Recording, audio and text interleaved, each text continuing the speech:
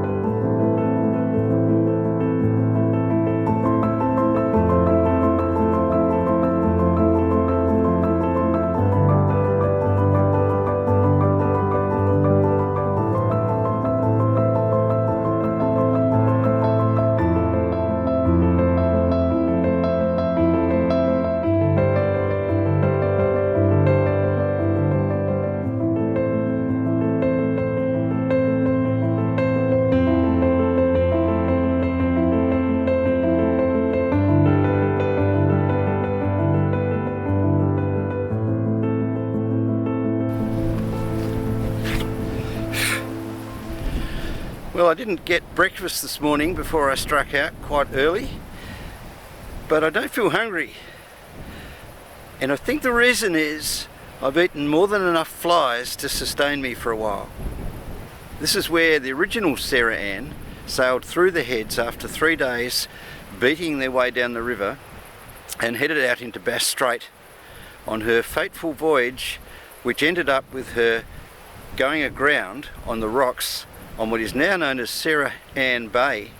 Sarah Ann Bay is on Shooten Island. She was last reported by 2 vessels off Cape Pillar in a big southerly blow, and apparently she was beaten back all the way up to Shooten Island, where she went aground on the rocks just before Hen and Chicken Bay. If only they'd known Hen and Chicken Bay, it was a beautiful sheltered little anchorage in there, and they only missed it by a few hundred metres. All the ship's crew were lost, and they sent out a search party after a hunting party on Shooten Island discovered the ship's boat washed up on the shore. But unfortunately, everyone on board, including a paid passenger, perished on those rocks.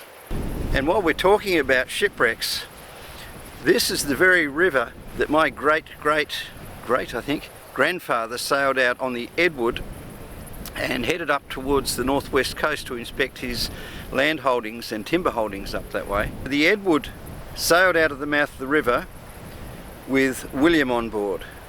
William had a wife and 10 children in Hobart. We think somewhere off Devonport. The ship foundered in a gale, and I've read reports to say that it wasn't well ballasted.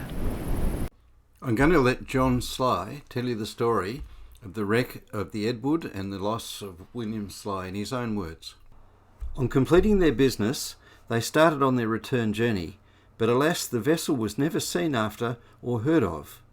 Diligent search was carried out for many months under Captain Drew of the Royal Navy, who had surveyed the whole of the coast on behalf of the British government. But no tidings ever came to light, nor a vestige of the wreck. The conclusion arrived at was that the vessel was crank and had no ballast, and went over in a gale that was known to be blowing shortly after she left port. William's wife was left behind to care for her 10 children. She contracted consumption and passed away soon after. John Sly, son of William, December 17th, 1909. This could very well explain my obsession with getting Sarah Ann well and truly ballasted.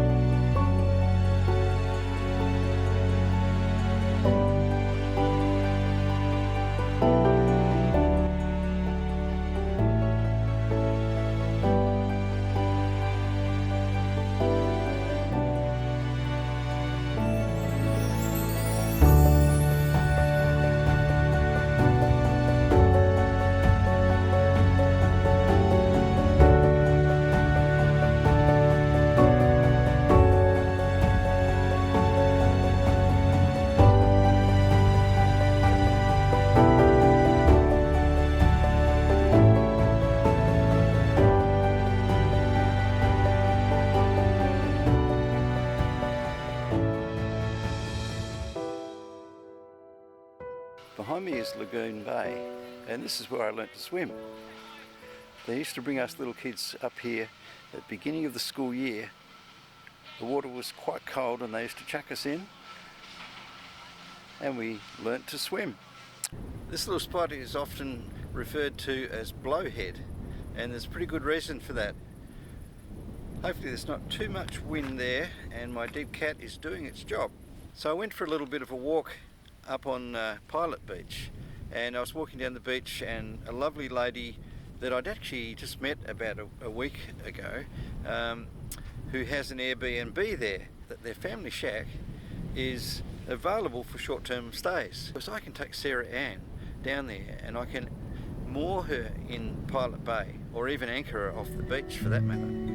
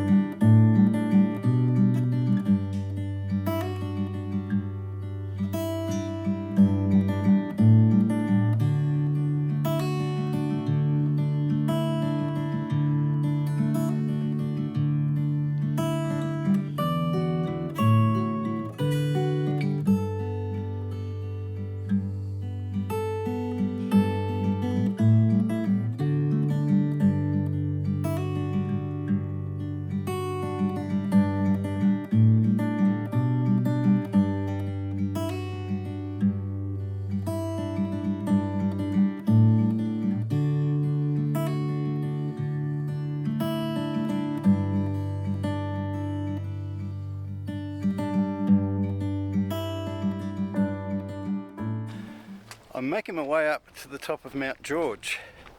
Now, Mount George in the Mount George recreation area is just outside of Georgetown. And the top of this hill is very significant because back in the days before they had telegraph, let alone internet, they used to use a semaphore station. And this is where it was.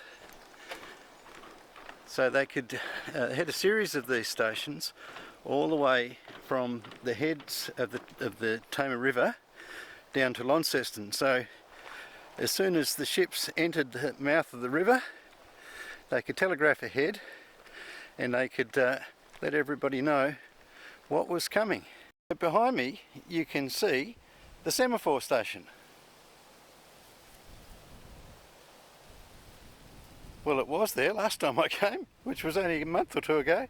It's been demolished, and all we got now is towers.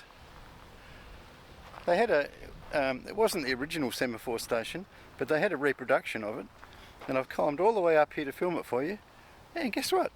It's gone. So in the absence of a semaphore station, the best I can do is a flag mast. Now the flag mast was also used for sending signals from Lowhead via a series of stations all the way down to Launceston. Sadly, no more semaphore station. I've climbed all the way to the top of the hill, but I can't come all the way up here without going to the top of the tower. There you can see the flag mast for part of the semaphore system. And yeah, this gives you a pretty good view of the mouth of the river. To the right hand side there is Low Head. In the very distance there is the Head Lighthouse. It's where we came from this morning. I've been learning to fly my drone up there today. And we come around this way, you can see the mouth of the river. That's Georgetown, the town in the foreground. And then as I come around here, eventually we'll go past York Cove, and then eventually we'll get to Beauty Point, which you might recognise from some of my earlier videos. There it is there. And come around to the wood chips, so you can see the Wayuna down there, anchored in Port Dalrymple. Coming around here, and that one down there, that's Middle Island. I want to go ashore there and explore that, because I believe, according to a friend of mine whose grandfather was the chief veterinary officer in Tasmania, that was a quarantine station. There must be some ruins from that. My main reason for coming up here was to see the semaphore station, and in the 2 or 3 months since I was up here recently, the semaphore station is no more. They've demolished it, and it must have been unsound. It was a reproduction anyway. It wasn't the original semaphore station. Okay, that's better. Now down the stairs I can walk.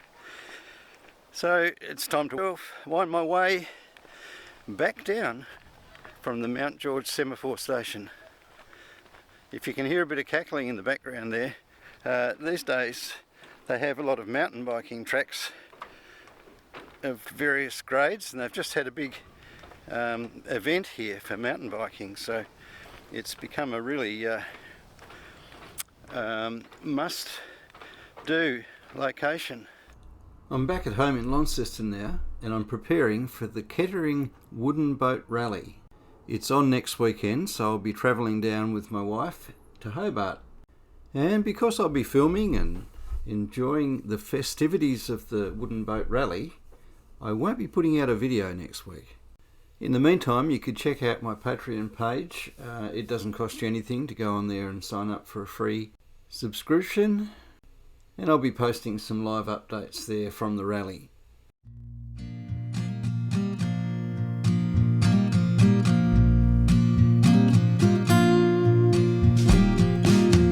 Hungry for the road all my life, thirsty for adventure all my youth, chasing all my freedoms down Liberty Avenue. And every time I hear a phrase my mother used to say to me, everything happens for a reason, I get the feeling I need a little taste of